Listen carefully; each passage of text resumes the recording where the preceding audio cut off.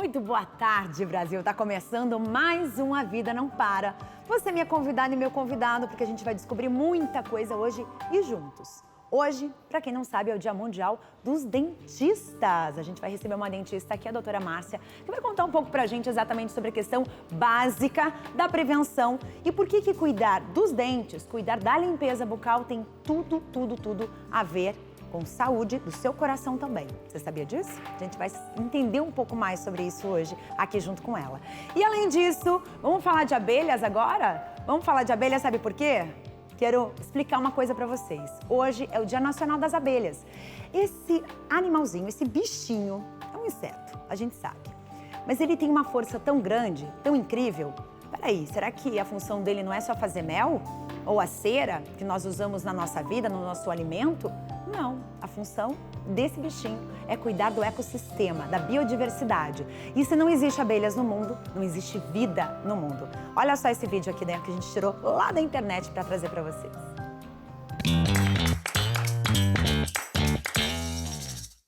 E nós, aqui da Abelha Brasil, queremos fazer uma homenagem especial às abelhas nativas sem ferrão, que são verdadeiras heroínas na preservação da biodiversidade do nosso planeta.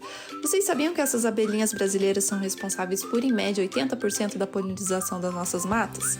E não é só isso, elas também são importantes para a produção de um mel delicioso e nutritivo, além de serem essenciais para o desenvolvimento econômico de diversas comunidades de meliponicultores locais.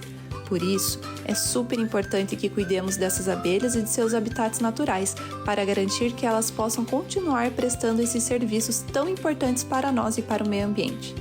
Então, nesse Dia Internacional das Abelhas, vamos todos celebrar e valorizar essas abelhinhas incríveis, nossas parceiras na preservação da natureza e na produção de um mel delicioso e saudável para todos nós. Viu só, gente? Então, é muito legal a gente falar sobre esse assunto, porque elas têm uma função muito maior do que muita gente acredita, né? Eu trouxe um cara que entende tudo de abelhas aqui, que é o Gabriel Munhoz. Tudo bem, Gabriel? Tudo bem? Bem-vindo, boa tarde. O Gabriel é empresário e ele está aqui, na verdade, para conversar com a gente exatamente sobre isso, sobre os tipos de produtos, né, que as abelhas podem nos proporcionar e principalmente sobre o cuidado que a gente deve ter, o manejo que deve ter sido, que a gente deve ter com elas, né? Eu sou uma pessoa que não conheço absolutamente nada. Se um dia surgir uma colmeia de abelhas na minha casa, eu não sei o que fazer. Mas aí tem gente que sabe o que fazer, né? Tem gente especialista nisso, que são os apicultores. Exatamente, então eu queria estar agradecendo a oportunidade de estar aqui, espero poder contribuir e mostrar para o pessoal esse mundo fascinante que é o mundo das abelhas, né? Então, como você falou, as abelhas, elas fornecem diversos produtos para a gente, como mel, pólen, própolis, geleia real, mas a principal função das abelhas é a polinização. Então, o que é a polinização? É quando a abelha pega o grão de pólen da parte masculina da flor e leva para a feminina. Então, nesse processo que ocorre a polinização, ela vai gerar novas flores, plantas. Isso frutos. É muito importante. Questão dos frutos também, isso é muito importante porque os frutos alimentam tanto os animais quanto os seres humanos, né? Então, a abelha tem um papel fundamental aí na manutenção da biodiversidade. A gente só está aqui porque elas existem, tá, gente? Isso é muito real, é muito real. Então, quando você vê, de repente, uma abelha por aí, ela tá procurando, né, exatamente isso, o pólen para levar para outras plantas, para fazer todo esse processo, porque ela usa o pólen exatamente para produzir produtos, né? O mel, a cera. Aqui, olha, o Gabriel trouxe pra gente alguns produtos, eu achei interessantíssimo, por exemplo, essa vela, ela é toda feita de cera de abelha. Gente, vocês não fazem uma ideia do cheiro disso aqui. Gente, o perfume é incrível, realmente, olha. Nossa, muito bom, muito bom. Esse aqui é só um dos produtos, né? Exatamente. Então, a vela de cera é muito bacana, porque é um produto que as abelhas secretam ali. E em comparação com a parafina, né, ela tem uma queima muito mais limpa, ela ajuda a reduzir o estresse, queima íons negativos, então é um produto bem interessante. E além disso, tem mel de vários tipos, né? Você estava me contando que, por exemplo, tem o mel feito de flor de laranjeira, que nós temos aqui. Ele tem uma cor mais laranja mesmo, né? A cor dele aqui, a gente consegue visualizar, ele é mais laranja. Não sei se vocês conseguem ver. Ele é mais laranja. Então, dependendo do tipo de flor, é uma produção de mel diferente, é isso? Exatamente. Então, a abelha vai na flor para coletar o néctar. O que é o néctar? É como se fosse uma aguinha com um açúcar ali. Então, a abelha, quando está trazendo esse néctar ali para a caixa, algumas enzimas já estão agindo ali e ela coloca ali dentro da caixa, outras abelhas ali batem as asas para tirar a umidade do mel e dependendo da flor que ela visita, vai dar um tipo de mel diferente. Vai variar na cor, vai variar no aroma, vai variar no sabor, né? Então, a gente pode comparar ali, tem o mel de laranjeira, ele é um pouquinho mais claro claro do que o mel silvestre, né? Esse daqui, gente, é o de laranjeira, tá vendo? Ele é um pouco mais claro do que esse daqui de flores silvestres. Ele é um pouco mais, digamos, a cor é mais leitosa, tá vendo? É um pouquinho diferente. Então ele tem essa diferença, assim, bem incidente. E isso, o sabor dele é um pouquinho mais suave também. E o de laranja é mais ácido, digamos assim, é um pouco mais ácido. Olha que interessante. E esse daqui, ele é muito legal porque ele tem o extrato, que muita gente conhece. Esse aqui, a cor dele é bem leitosa. Esse daqui é o mel com extrato de própolis. Esse aqui pra gripe é uma beleza, Isso, né? ele é excelente. O pessoal até chama ele de xarope, que ele é o mel silvestre ele é mais misturado grosso, com o própolis. Ele é um pouquinho mais grosso, assim, mais viscoso. E ele tem uma cor mais leitosa. Nossa, isso aqui é muito bom. Questão expectorante também, bem legal. E para as crianças, né? E não só criança, eu sou fã disso daqui, gente. Eu adoro os sachezinhos. Agora me fala do hidromel. O que é o hidromel? Então, o hidromel é uma bebida a partir da água e do mel. É uma mistura, o pessoal às vezes chama de vinho de mel, mas na verdade são produtos diferentes. Mas a formulação dele é parecida, né? Só muda a matéria-prima, em vez de ser o vinho, é o mel. Então é uma bebida muito antiga, tem relatos aí de ser a bebida mais antiga da humanidade, cerca de 4, 5 mil anos antes de Cristo, né? Então é uma bebida que está na moda de novo, aí, em questão de filmes e séries, aí voltou a estar na moda. Você sabe que os povos da Mesopotâmia, povos egípcios, greco-romanos, já faziam uso do hidromel, que é isso aqui, gente. Exatamente. É uma bebida feita... como é que é o processo dele? Olha, ele é bem simples, então é uma mistura ali de água com leveduras e mel, a gente deixa a levedura agir, né? E depois do tempo a gente tem o hidromel. Outra parte interessante é que a expressão lua de mel também veio do hidromel, que antigamente os recém-casados ali tinham que beber hidromel ali na primeira lua cheia após o casamento, né? Para ajudar ali na concepção ali do filho ali, então outra coisa interessante ali do hidromel. Olha só, viu só, gente? A gente descobre cada coisa interessante, então fica aqui a dica, né? O hidromel é uma das bebidas, então, mais antigas do mundo, né? Antes de Cristo aí. Olha que interessante. Agora, isso daqui, gente, eu não sei se vocês já usaram alguma vez, que é o extrato de própolis com mel. Esse extrato aqui, ele é muito legal porque para voz é perfeito. Eu que trabalho com a minha voz aqui, eu preciso estar sempre em dia com a minha garganta. Então, muita gente procura exatamente para questão de saúde mesmo, né? Exatamente. Questão imunológica, assim, o extrato de própolis é muito interessante. Então, tem propriedades antissépticas, anti-inflamatórias ali, e misturado com mel a gente pode aplicar ali direto na garganta. Então, se você está com uma dorzinha de garganta ou até mesmo com gripe ali, ele é bem interessante, ajuda bastante. E mau hálito, tá, gente? Mel é uma maravilha para mau hálito. É impressionante o poder do mel, tá? Agora eu queria entender de você o que é mais procurado, porque vocês têm uma chácara, uma fazenda, né, aqui na região, onde vocês têm muitas plantas, muitas flores e tem ali as abelhinhas, né? As caixas de abelhas são inúmeras. Exatamente. Então ali nós temos algumas abelhas sem ferrão. Então, em questão falando do Brasil, né, já que hoje é Dia Nacional, é muito interessante porque no mundo nós temos mais ou menos ali 400, 500 espécies ali de abelhas. E no Brasil nós temos mais de 300, então nós temos uma participação muito ativa ali. Então as abelhinhas sem ferrão são muito interessantes ali porque elas trazem ali diversos benefícios, principalmente em questão da polinização. Elas, como não tem ferrão, a gente não precisa de tantos cuidados para manejar com elas ali, dá para ter no quintal de casa ali tranquilamente. Criança, idoso, todo mundo pode... Todo mundo pode ter em casa, a gente pode tirar o melzinho delas ali em época de primavera e verão também, um mel um pouquinho diferente, mas também muito saboroso, com outras propriedades medicinais também, então é muito legal também. Muito bom. Gabriel, muito obrigada, viu, pela tua presença aqui, foi um Eu que prazer agradeço. te receber e saber que existe tanta coisa diferente, tudo feito através deste bichinho incrível. E por falar em bichinho incrível, você me dá licença?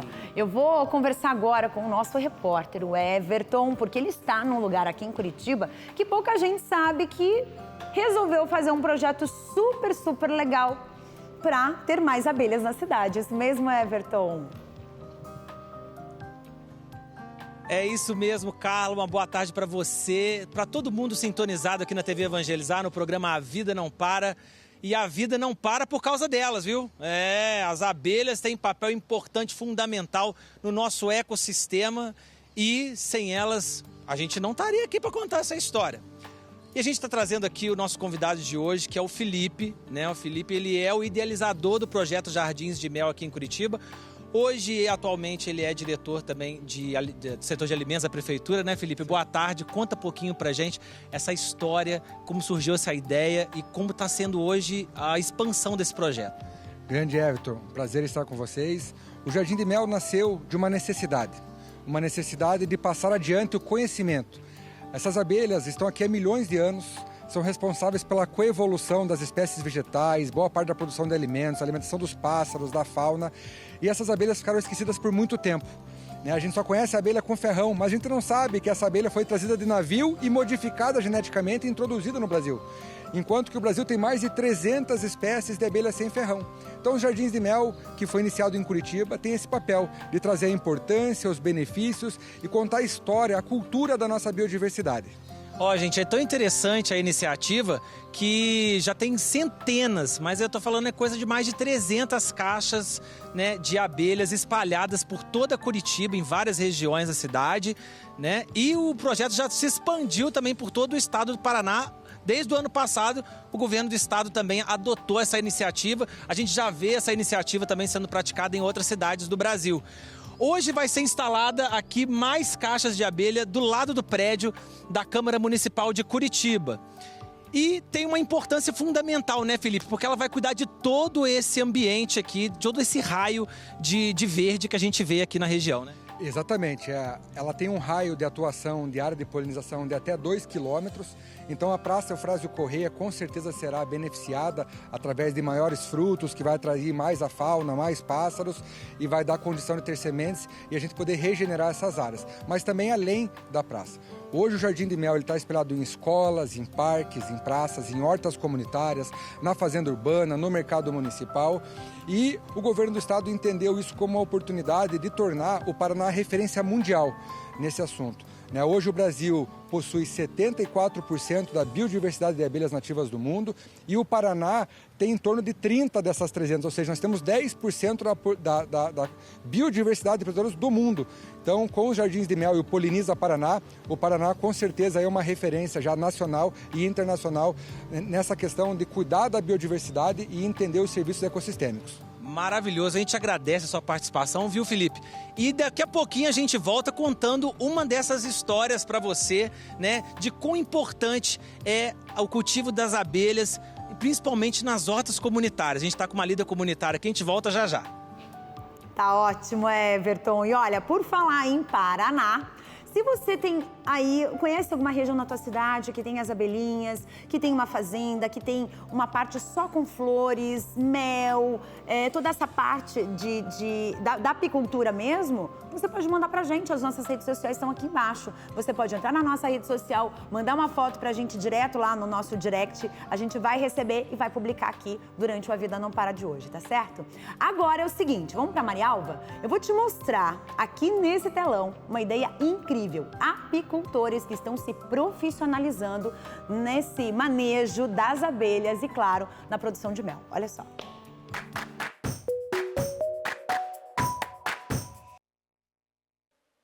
Um ano atrás, Matheus não imaginava se tornar um apicultor. A criação de abelhas começou com apenas 2 caixas da espécie Europa ao lado de casa. Hoje já são 15, mas agora elas estão no local e condições adequadas, no fundo da propriedade familiar, no município de Marialva, região noroeste do Paraná. Aqui, ele já possuía uma área de reserva legal e descobriu que este seria o espaço ideal para a criação das abelhas. A gente começou aqui, tinha bastante enxame na propriedade, né? Todo lugar que você ia tinha enxame, você não podia roçar, você não podia fazer nada que trombava uma abelha. Aí eu, curioso, né? Falei, vou começar a aprender a mexer com isso aí, né? O município tem feito um trabalho de conscientização e capacitação dos produtores, que recebem orientações técnicas e acompanhamento para iniciar ou aprimorar a apicultura na propriedade. Nós chegamos até a propriedade, né, no qual o produtor, o apicultor tem o interesse de colocar as caixas e nós avaliamos a qualidade desse local com sombreamento, qualidade de água e disponibilidade principalmente de alimento para essas abelhas, né? A intenção é mostrar aos agricultores que é possível e até necessário a criação de abelhas. Grandes polinizadoras, elas potencializam o resultado dos cultivos que já existem no local.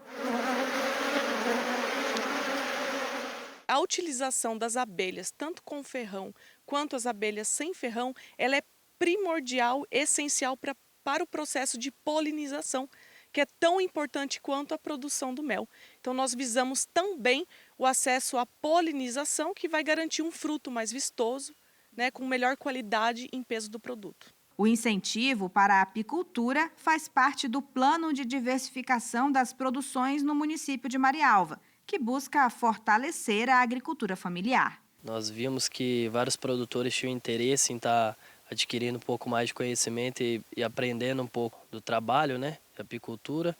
E com isso nós organizamos reuniões, palestras, né, dias de campo e parcerias para estar trazendo um pouco desse conhecimento para os produtores. Para o Matheus, tem dado certo. A criação de abelhas, que começou como um hobby, já se tornou fonte de renda para a família. Nunca que eu pensava em começar a produzir mel e comercializar, né? E hoje em dia não, hoje em dia já vai mais focalizando ali na questão do mel. Agora vamos começar com a produção de própolis e o pólen e venda de enxame, produção de rainha, e aí a tendência é só crescer.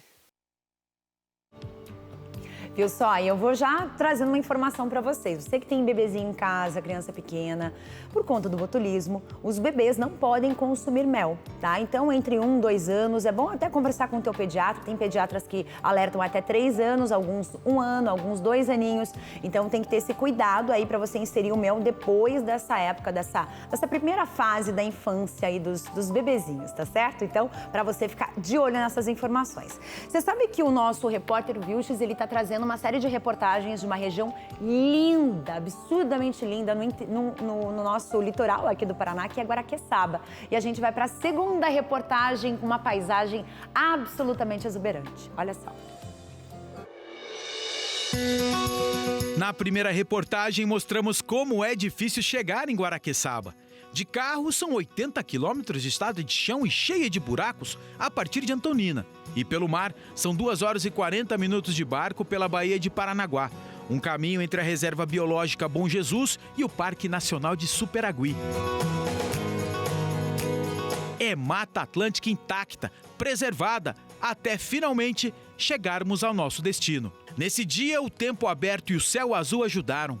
Que boa impressão causa aos turistas o paredão de pedras e muretas. É tanto verde que chegamos a pensar, será que tem gente mesmo aqui? E tem, hein? Em Guaraqueçaba são 7.000 habitantes. Aqui, no que é chamado de sede, são 2.000 moradores. Isolados, mas nem tantos. A torre de TV manda sinal para toda a sede. A internet é em 4G, mas isso não funciona nas demais 22 ilhas do município, não. O secretário de Turismo explica que as localidades estão em área de preservação ambiental e até energia elétrica ainda não chegou. É uma demanda histórica que passa por outro reconhecimento também, o de que a civilização paranaense começou por aqui. A gente se intitula Cidade Vó, a vovozinha do Paraná, porque há relatos históricos da passagem do Hans Staden aqui pela região do Superagui, né, em 1545. No relato dele, do Diário de Bordo, ele diz que ele encontrou indígenas aqui na região, né? Por isso que a gente fala que a gente é Cidade Vó, né, que a gente tem o registro mais antigo aqui da região. O povoamento começou em volta do que é hoje a Igreja Matriz.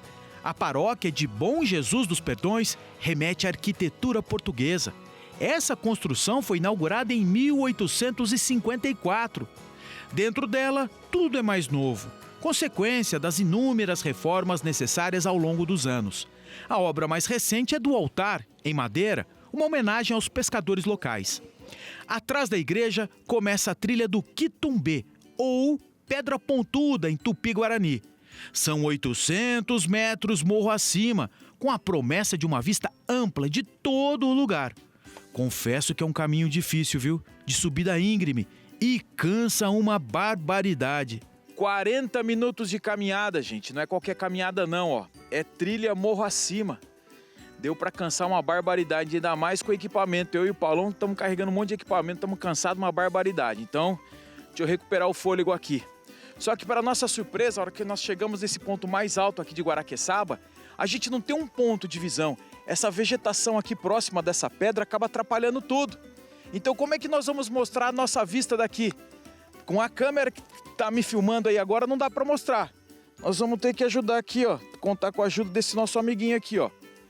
A partir de agora vai ser com ele. É o nosso drone aqui que vai nos ajudar a ter uma vista um pouco mais ampla desse ponto mais alto aqui de Guaraqueçaba. Vamos viajar. Desta vez o tempo não ajudou. Há muita neblina a essa altura. Fica difícil ver o que está lá embaixo. E o que queremos mostrar fica mais claro do chão mesmo. É esse clarão no meio da mata, com dezenas de metros de largura e uma centena de metros de comprimento. Isso aqui já foi uma pista de pouso de aviões, muito usada na década de 1970, quando o isolamento da ilha era ainda maior.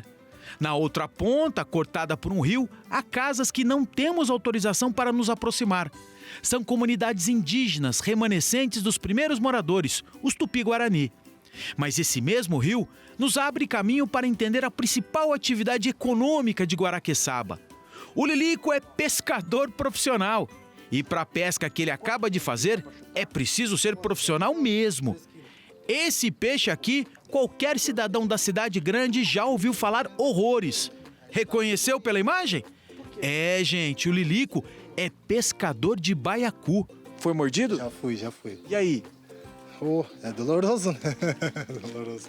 Tem que tomar cuidado aí. Tem. Na hora de cortar ele também, tem que tomar cuidado, que senão ele morde a gente, né? Tem um jeito de limpar, né? Que daí tem o fel dele. Quando você cortar, você precisa saber o corte dele, pra não poder furar o fel dele. Se furar? Se furar, daí tá, eu digo, envenenado. Né? Na verdade, até nem limpar, já digo, não sou eu que limpo. É outros meus camaradas que limpam pra mim, né? Então ele já tem mais a manha, daí eu deixo pra eles. O negócio é pescar. É só pescar. Então vamos falar com quem conhece. O Jordão é o especialista no assunto. Quando a gente corta ele por detrás dessa asa dele, né? Pra não cortar o fel e o fígado dele, pro fel não coisar contaminar a carne dele. Se contaminar? Não, se contaminar, daí ele não presta, né? Se você aí de casa ainda manteve a curiosidade de experimentar o tal do baiacu, é assim que ele é vendido no mercado do São Paulo. Ele tem um veneno, mas para quem sabe limpar, ele não faz nada. Não faz nada. Olha. Não faz nada. Isso aqui é um peixe bom mesmo, não tem, é só carne, o ossinho dele é só no meio, ele não tem espinho. A dica e os avisos foram dados. Agora é com vocês. Na próxima reportagem sobre Guaraqueçaba, a história do padre que levou mais do que evangelização para a comunidade.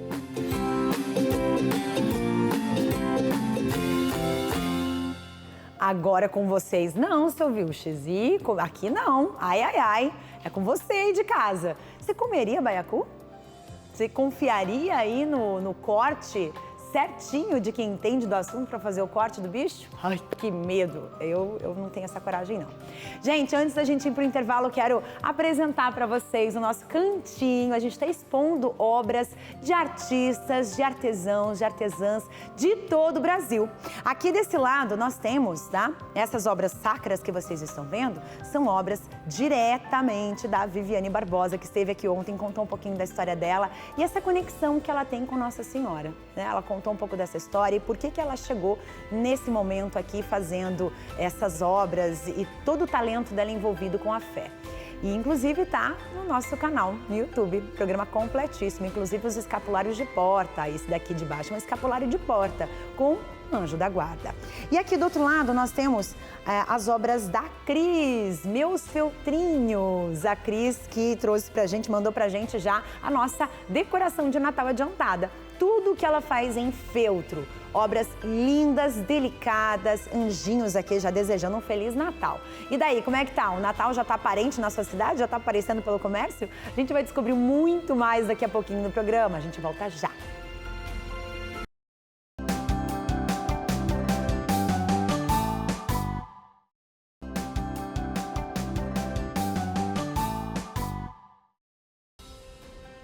Estamos de volta e eu já venho com uma pergunta para você. Você percebeu que a gente traz muitos assuntos aqui para que gere discussão aí na sua casa, com a sua família, com as pessoas do seu trabalho, para que você entre realmente e descubra nessa discussão o que é melhor para você, para sua família e para o seu dia a dia. E em tudo que a gente te mostra, a gente envolve essa discussão. E a gente vem agora falando do tal do bacon, meu amigo e minha amiga. Você que adora um belo pedacinho de bacon, né? Porque a gente já sabe que bacon no feijão, na macarronada de domingo, naquele momento especial com a família, é é uma delícia. Na pipoca é maravilhoso. E muita gente está falando aqui no meu ouvido, bacon é vida. Será que é vida mesmo? É isso que a gente vai descobrir agora, porque dizem que o bacon, ele pode ser um vilão, mas será que ele tem as suas vantagens também? É isso que a gente vai descobrir agora, olha só. Alguns alimentos são considerados tabus na nutrição.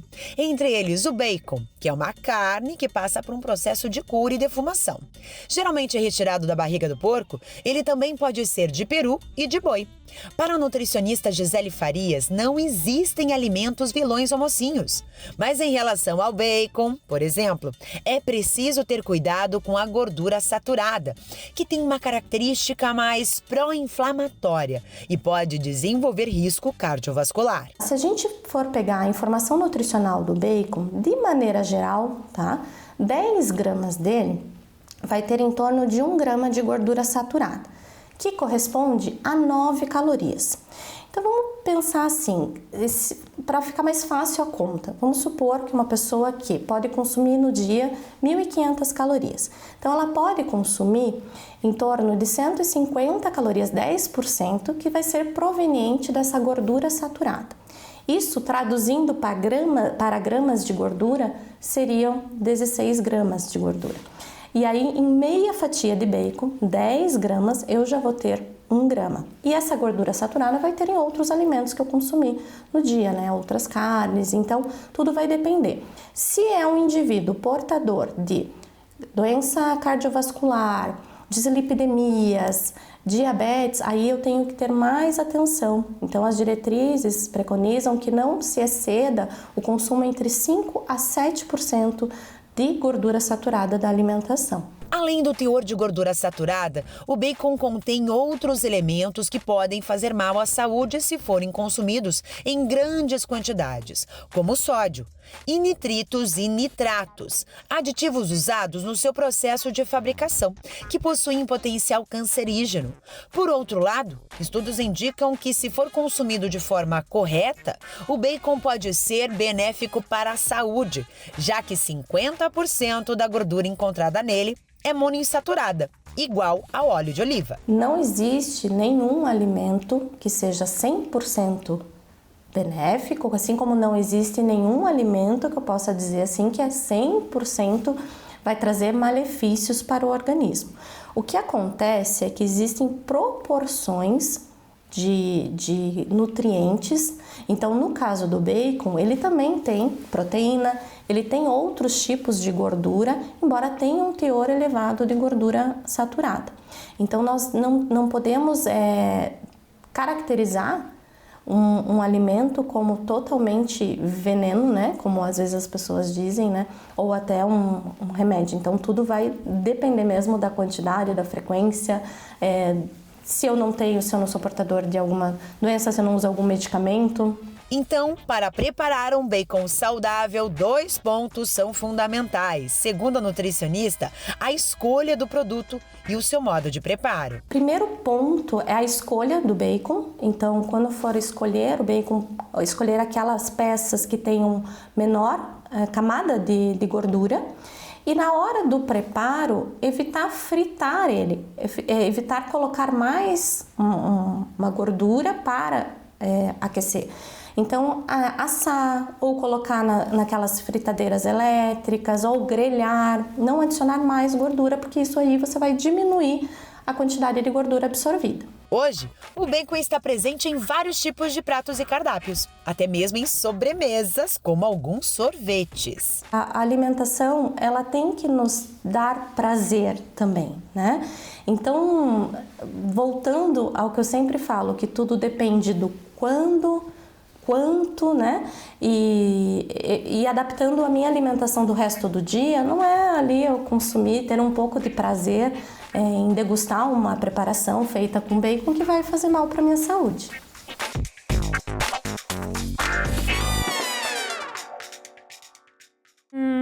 Terça-feira, hein, gente? Será que já dá para comer um bacon hoje? Tem que esperar o final de semana.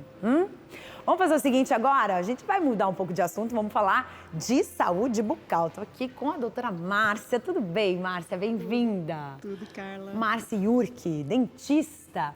Ela que é dentista, que vai falar um pouco com a gente hoje, porque ela é especialista também em estética, né? A gente vai falar muito sobre isso, né? Porque boa parte de tudo que a gente come, de todos os alimentos que a gente ingere, eles vão, né? Você vai ter um retorno dental de tudo que você está consumindo, né? Agora, como é que a gente deve cuidar? Porque essa questão do cuidado é um assunto que a gente vem falando o tempo todo. Passa ano, vem ano, cuidado, cuidado, cuidado com a saúde bucal. Não é só cuidar do dente, é a boca toda, né? É língua, é as laterais da boca, a garganta, tudo tem que ser cuidado. Oi, Carla. Tô bem feliz de estar aqui. Então, a saúde, na verdade, a saúde bucal, ela tem que ser vista como a porta de entrada para a tua saúde geral. Né? Então, se você tem uma boca que não está bem cuidada, automaticamente você não vai ter boa saúde, porque você não vai conseguir se alimentar direito. Essas bactérias que estão na boca são nocivas para o resto do corpo também. Então, assim, eu acho, da minha parte, importantíssimo enfatizar na prevenção. Né? Então, a prevenção não só da saúde bucal, mas da saúde em geral, porque uma coisa reflete na outra. Né? Então, assim, ter uma excelente escovação, usar o fio dental, que ninguém usa. Escuta aquela história de que o paciente, quando ele agenda a consulta com você, ele chega no teu consultório, ele passou o fio dental literalmente antes de chegar. Vou fazer aquela faxina aqui, porque eu tenho consulta hoje. Não adianta nada. É assim que funciona, você descobre na hora que ele passou o fio dental só na hora de ir, é isso? A gente sabe certinho o paciente que usa e o paciente que não usa. Então, e que o que escova e o que não escova também. Aquele que escovou só para ir no dentista, a gente sabe na hora. Abriu a boca, você já não te engana. A questão da escovação é muito cultural, né? Eu digo que no Brasil, o brasileiro tem uma cultura muito forte vinda dos indígenas, né? Os banhos diários, né? Mais de um banho, às vezes, diário, isso tudo está conectado às nossas raízes indígenas. Por mais que a gente tenha tido aí europeus chegando no Brasil, né? E diversas regiões do mundo colonizando o nosso país, a nossa raiz é indígena. E a questão da escovação também vem muito da história dos indígenas, né? Do cuidado com os dentes, com a dentição, do cuidado com o corpo, com o banho, com a higiene. Então, a gente vem muito lá dos nossos antepassados. Agora, outros países que chegam, pessoas que vêm de outros países para cá, você que viaja muito, você conhece gente do mundo todo. Como é que é essa questão cultural do escovar os dentes? Então, eles estranham muito, né, o nosso tipo de higiene. O banho diário, eles estranham muito você escovar os dentes 3, 4 vezes por dia. Eles ficam... A maioria, né, os que eu conheço, eles ficam assim abismados, como é que eu tenho uma dentição tão perfeita com a minha idade, né? E nem é tão perfeita assim, porque eu tenho várias restaurações, né? Porque eu sou de uma outra época, né? Esse pessoal de hoje em dia, essa piazada de hoje em dia tem muito mais, os dentes muito melhores do que o pessoal da nossa geração. Mas, enfim, eles ficam... Chocados, exatamente, sim.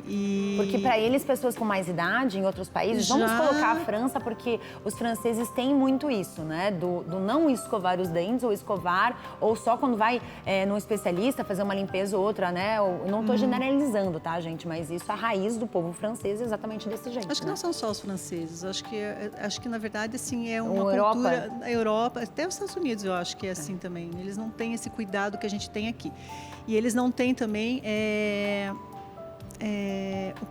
o costume, não, mas a facilidade que a gente tem aqui para um atendimento odontológico. Eu acho que aqui é muito mais tranquilo, mesmo saúde pública, né? A gente tem uma saúde pública odontológica, pelo menos aqui em Curitiba, é excelente, né?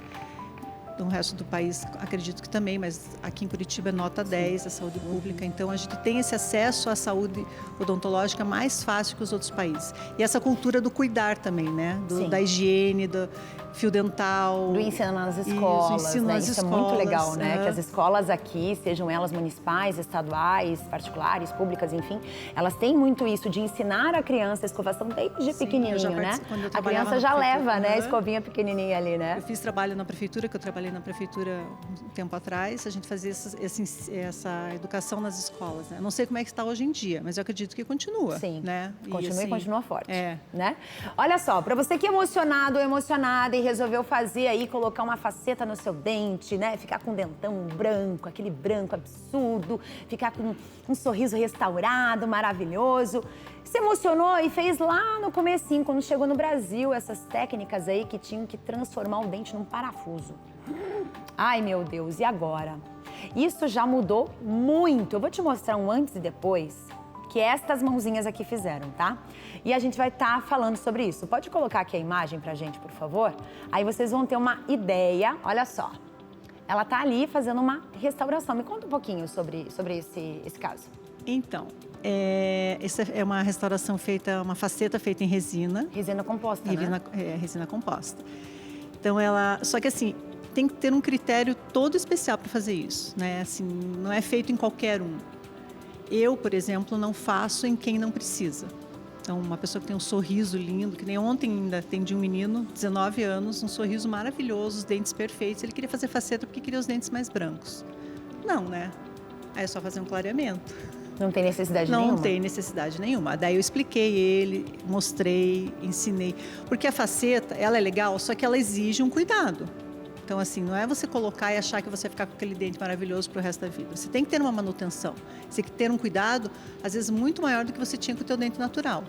Então, o critério que eu uso para fazer as facetas são em pacientes que realmente precisam. Pacientes que têm dentes muito diferentes de coloração, por restaurações ou porque bateu, sofreu um trauma.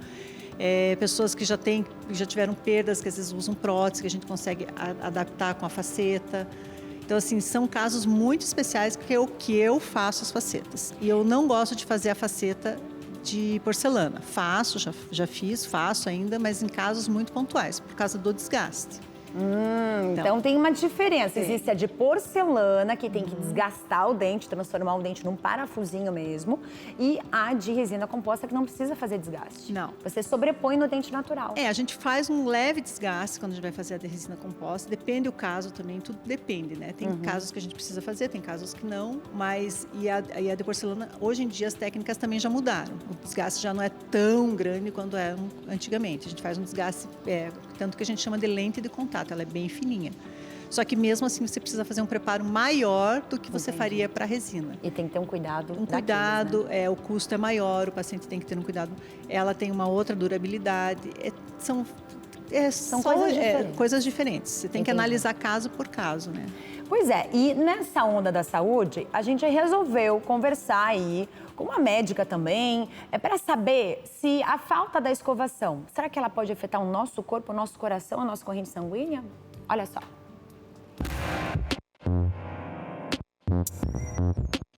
Um estudo recente feito no Japão, no Hospital Universitário de Osaka e publicado na revista científica Scientific Reports, mostra que dormir sem escovar os dentes aumenta o risco de infarto e AVC. A descoberta vale para pacientes com 20 anos ou mais. Por aproximadamente 3 anos, foram avaliados cerca de 1.600 participantes divididos em 4 grupos, com hábitos diferentes. O primeiro, que escovava os dentes ao acordar e antes de dormir. O segundo, que fazia a escovação apenas à noite. Apresentaram nas amostras de sangue maiores taxas de sobrevida em relação aos outros 2 grupos. O terceiro grupo escovava os dentes somente pela manhã. E o quarto não praticava a escovação durante o dia todo. Na avaliação da dentista Estela Faria Dunk, a higiene bucal adequada exige, no mínimo, 3 escovações diárias, sendo uma após cada refeição principal, café da manhã, almoço e jantar. E escovar os dentes antes de dormir pode ajudar na prevenção de várias doenças. O estudo mostrou que a escovação noturna ela é muito importante porque é na fase do sono, né, que diminui a salivação.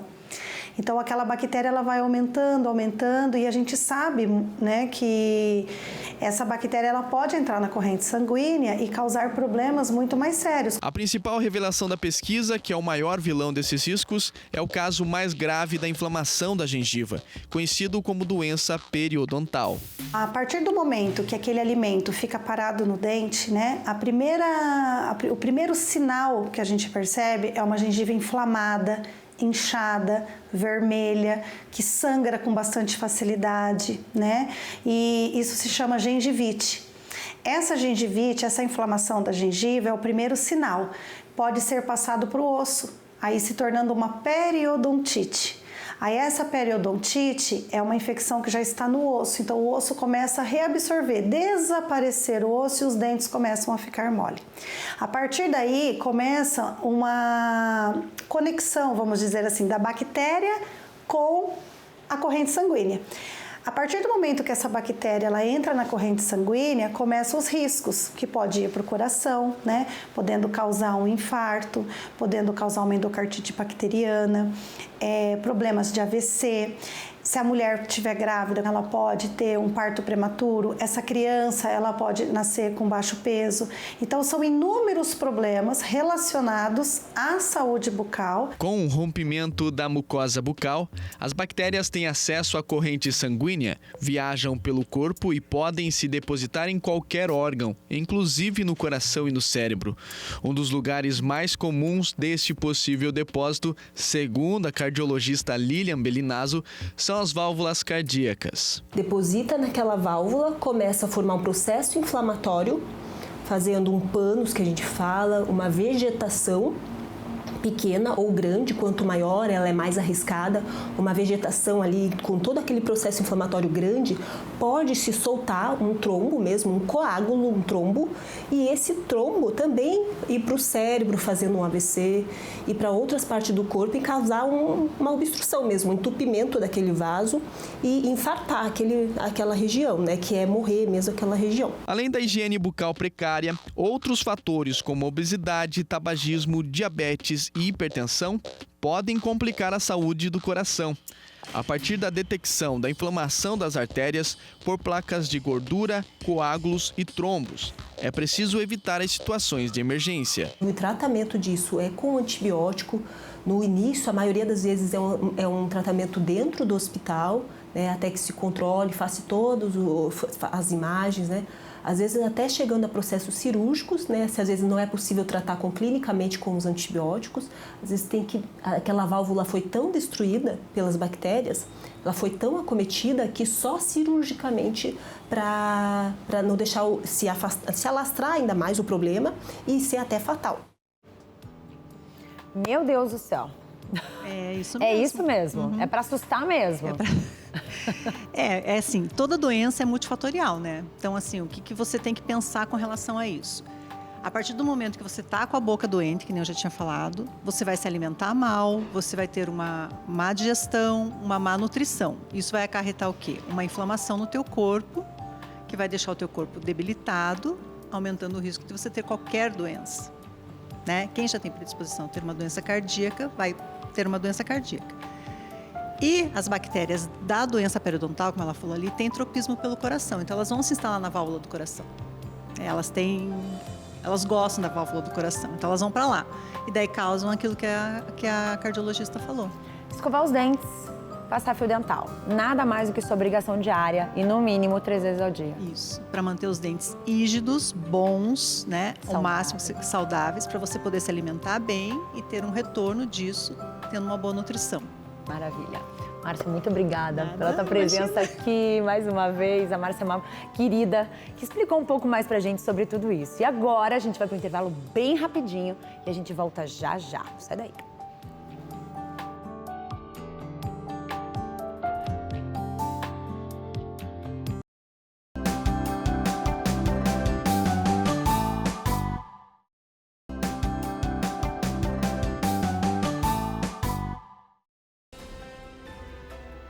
E estamos de volta, Brasil. E olha só, eu vou direto, já que a vida não para, na verdade, a gente vai direto lá pra fora conversar com o Everton. Everton, manda mais informações sobre as nossas queridas abelhinhas. Isso mesmo, Carlos. Estamos de volta aqui no programa A Vida Não Para. E ó, eu adiantei para vocês na entrada anterior que a gente tem aí projetos legais, além do Jardim do Mel, né, aqui em Curitiba, que mostram aí a biodiversidade, também a questão da alimentação, da agricultura, né, familiar. E a Associação Amigos do Fazendinha foi a primeira aqui na capital que entrou aí com uma horta comunitária de menor porte. E a gente vai conversar com a presidente da associação, que vai contar pra gente, né, dona Marlene, qual é a importância das abelhas lá na horta comunitária. Olha, é muito importante. Assim que nós conseguimos nosso espaço para a nossa horta da fazendinha. Aí o Felipe trouxe a caixinha de abelhinha, né? Que eu não conhecia, abelhinha sem ferrão. Que o melzinho dela é medicinal, né? Verdade. E é legal para vocês também lá, para ajudar no cultivo de algumas plantas, hortaliças que são produzidas lá. Quais que as abelhas mais gostam de polinizar lá? Olha, ele tem um manjericão, tem uma calêndula, lavanda e ajuda também no repolho, na alface, na couve, porque elas vão lá buscar aguinha lá e elas estão sempre trabalhando. É muito bom de ver o movimento, a articulação delas na horta. Então, todo lugar que tem a florzinha daquele coentro, né? Então, elas estão por ali, na horta, elas estão sempre trabalhando na horta. Maravilhoso. Ó, eu gostei tanto que eu prometo para vocês que a gente vai mostrar essa iniciativa em loco em breve aqui no nosso programa, viu? As hortas comunitárias, a importância delas ali para os arredores, né, de todo o bairro, da região, que também ajuda aí as pessoas a ter uma alimentação saudável, né? A vida não para, Carla, eu volto com você. Que maravilha, viu só? Então, na sua comunidade, espalhado por esse Brasilzão, você também pode inserir a abelhinha sem ferrão para começar essa produção de mel local, né? Porque a gente já descobriu hoje qual a importância, o quanto elas são importantes para a reprodução do mundo, né? Para a reprodução das plantas, das flores, dos frutos e para a vida do ser humano e dos animais também. Bem, meu café, enquanto o Everton falava, meu café já está passado, lindo, maravilhoso aqui, porque eu sou do café. E agora no nosso quadro Somos E-mail, eu vou falar um pouquinho, a gente vai trazer uma história muito legal de crianças que estão com um projeto de sacolas biodegradáveis e essa ideia veio lá da Alemanha, olha só.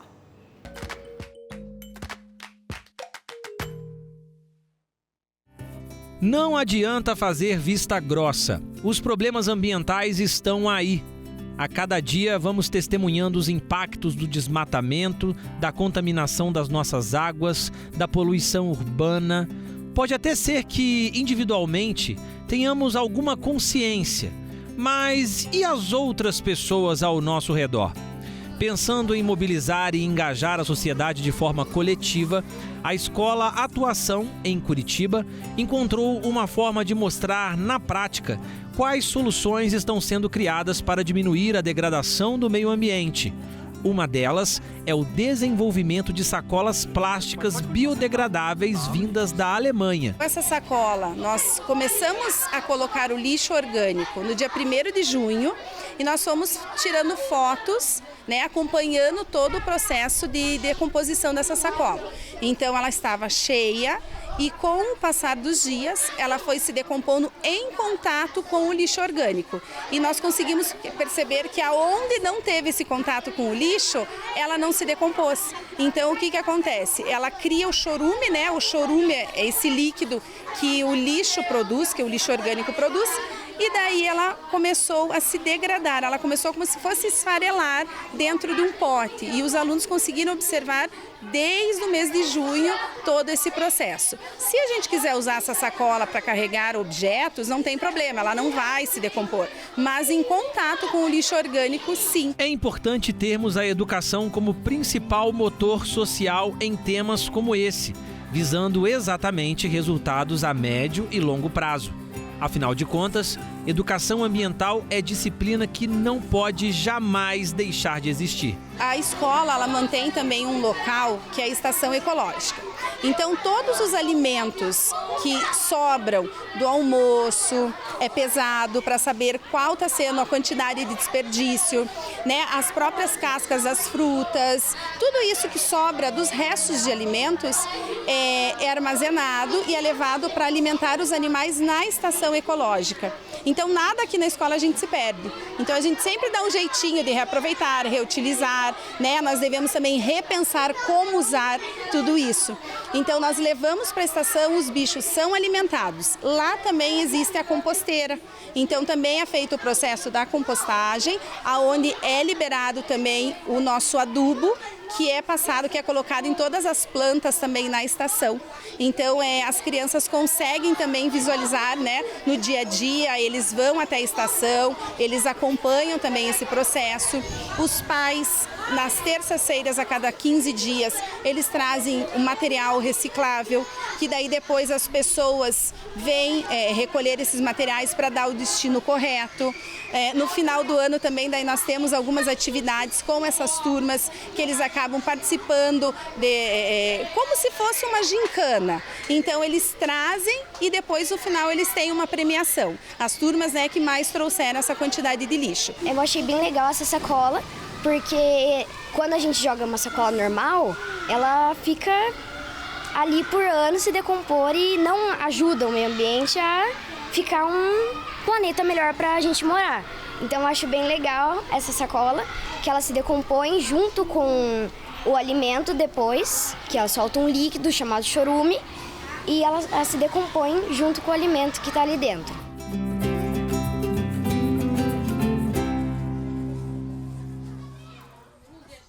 E essas são ideias, né, para você levar para a tua cidade também, por que não? Né? Por que não entender um pouco mais sobre esse projeto e levar para a sua escola, da sua cidade, da sua comunidade? Isso é muito legal. E agora, gente, vamos aqui nesse telão, porque eu quero apresentar para vocês um lugar que eu, particularmente, vou necessitarei conhecer lá em Caucaia, no Ceará. Olha só o Parque dos Dinossauros que vai inaugurar nesse lugar. Eu tenho certeza que você de outro cantinho do Brasil aí tá louquinho para conhecer. Vamos junto. Minha gente, olha só, agora eu estou aqui em Caucaia, município cearense, porque é aqui que está sendo construído um parque temático, sabe de quê? Olhem só, de dinossauros. Quem diria que um dia eu chegaria assim tão perto de um Tiranossauro Rex, ou poderia olhar assim tão de perto para um Brachiosauro, ou não sentiria medo de estar do ladinho de Velociraptors. Pois é, isso daqui tudo não é imaginação não, é realidade. O parque vai ter 10 hectares e aqui vocês vão poder ver de pertinho 80 exemplares de dinossauros em tamanho real. Nesse parque do dinossauro nós vamos ter o planetário, nós vamos ter uma gruta do Avatar, então vai ser assim, uma coisa completamente lúdica, vai ser assim, uma coisa sensacional. A pessoa vai se sentir realmente no universo à parte. Esse parque que nós vamos a montar vai ser aberto, acho, em 2 ou 3 meses. É um parque que tem um conteúdo também científico. São mais de 200 empregos diretos, fora os empregos indiretos. Então isso muda a economia e fora que o Bonelli realmente pode ser um marco para que outros empresários acreditem e possam vir para o nosso município, que a gente está aqui de portas abertas para dar toda a facilidade para que você possa empreender na nossa cidade. Muito bom, viu só? Eu tô louca pra conhecer. E você, também tá? É o seguinte, agora vamos falar de comida? A gente já falou de mel, a gente já falou de tanta coisa boa hoje, mas agora chegou a vez de eu te apresentar um prato típico aqui da nossa região. Você já ouviu falar em carne de onça? Quem não é daqui bate o olho e pensa, peraí, vocês comem onça? Não, gente, calma, calma. O Sérgio Medeiros vai contar pra gente um pouquinho sobre esse prato típico aqui da nossa região. E eu vou comer esse prato típico hoje aqui, eu vou provar essa delícia. Já conheço o sabor, sei exatamente como é. E agora a gente vai dividir um pouquinho com vocês. Curitiba é a terra dos festivais de gastronomia. Nós temos aqui o Festival de Carne de Onça, Festival de Pão com Molhinho, Festival do Parmegiana. E nós estamos aqui hoje num bar que vai participar em setembro do Festival de Carne de Onça. A carne de onça, ela é patrimônio cultural e material de Curitiba. E agora está sendo encaminhada para se tornar indicação geográfica. É um prato muito apreciado, vendido em mais de 200 estabelecimentos e muito simples, como vocês estão vendo aqui, né? São poucos ingredientes. E eu vou chamar então aqui o chefe Délio para nos ensinar aqui a fazer a famosa carne de onça de Curitiba. Tudo bem, Délio? Tudo maravilha. Obrigado pelo convite. Vamos explicar então como é que faz carne de onça. Como todo bom prato, são poucos ingredientes, é simples de fazer, não tem mistério. Então vamos lá, com a carne moída, uma carne magra, alcatra ou patinho, carne moída. Vamos explicar, Délio, que essa carne não é de onça, né? Não. Porque a gente está falando para todo o Brasil aí, né? Então é uma carne bovina moída bem magrinha. Muita gente pode achar ou pensar. Carne de onça, ainda mais que o Brasil tem tanta floresta, não. É uma carne bovina.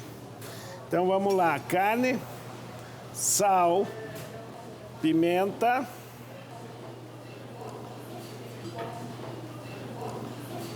um pouquinho de cachaça e misturar para esse ingrediente, essa carne ficar saborosa.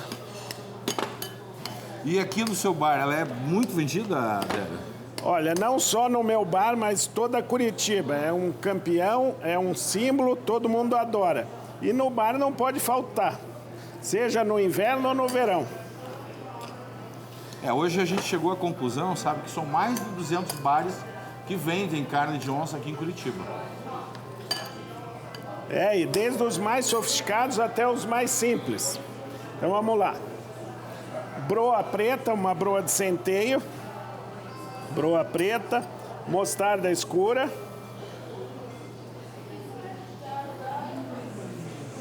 Essa broa de centeio também ela é muito característica aqui da cidade, né, Débora?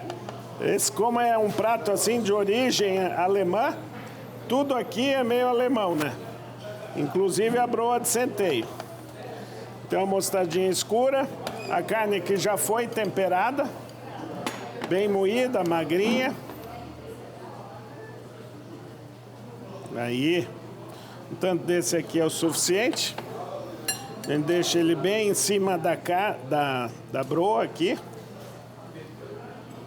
Vão ter pequenos detalhes que as pessoas vão fazer daí o corte, o design do prato de acordo com a preferência pessoal. Mas o básico são esses ingredientes que vocês estão vendo. Aí, a cebolinha bem picada, fresquinha, é um prato bem fresco. Cebolinha. É bom a gente falar que é um prato muito leve também, né? Leve, fresco, gostoso. Exatamente. Se vier a Curitiba, tem que provar a carne de onça. Então, quando eu falei da decoração do prato, é isso que eu vou mostrar aqui, ó. Você pode servir ela assim, inteira, que é um clássico também, ou cortar em 4 para dividir com os amigos. Você divide em 4, às vezes em 6, entendeu? Aqui a gente gosta de cortar. Eu vou mostrar para vocês como vai ficar bonito. Quando você fala aí, faz aí, Délio, eu vou contar a história, né, da carne de onça. Esse prato, ele tem registros em Curitiba desde 1935. Então, existem duas histórias. Uma que é dizendo que a carne de onça, por causa do bafo, por causa da cebola crua, da carne crua, mas a verdadeira mesmo é que havia um time em Curitiba que chamava Britânia, e ele foi campeão 9 vezes seguidas, e sempre que o time ganhava, o dono, que era o Christian Schmidt, o diretor do time servia um prato semelhante a esse. E aí um dia o goleiro reclamou, poxa Christian Schmidt, esse prato aí nem onça come, e aí se tornou a carne de onça. A gente acredita bastante que essa é a versão real da história. Em cima, para finalizar, pode ir um pouquinho de azeite de oliva, um salzinho, só para dar um toque especial. Mas o prato é assim, ó. Broa, carne temperada, cebolinha e salsinha. Rápido, fácil e muito saudável.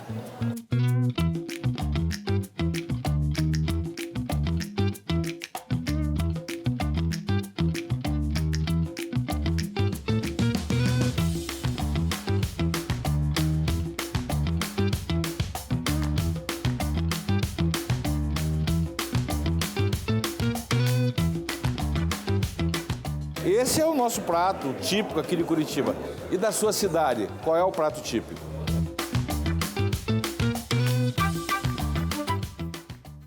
O 7º festival, gente, de carne de onça vai até amanhã. Amanhã termina. Mas você que, de repente, vier a Curitiba, esse é uma iguaria que você encontra em vários lugares aqui na cidade, tá? Acompanhe aí curitibahonesta.com.br que você vai conferir aí várias delícias aqui da nossa cidade. Eu vou ter que provar. Dani, vem cá! Olha só, a câmera acompanhando a Dani aqui junto comigo. Dani, que é nossa produtora. Você não quer mesmo sentar aqui comigo e provar? Não? Gente, tá aqui a carne de onça, deliciosa. E para acompanhar, vai o que aqui em cima, gente? Olha só, mostarda. Essa mostarda escura é deliciosa. E detalhe que vai mel aqui, já que o assunto é mel hoje. Dá uma olhada aqui, gente. Dá pra fechar aqui nessa delícia? Eu vou ter que provar, mas antes, né, pra não dar tchau pra vocês aí com o dente cheio de cebolinha, eu vou dar tchau agora. Gente, um beijo pra você, fique bem, se guarde que amanhã tem mais, tá? E amanhã tem programa especial de São Francisco. Muitos animais aqui no estúdio e um programa lindo pra você que ama esses bichinhos tão incríveis. A gente se vê.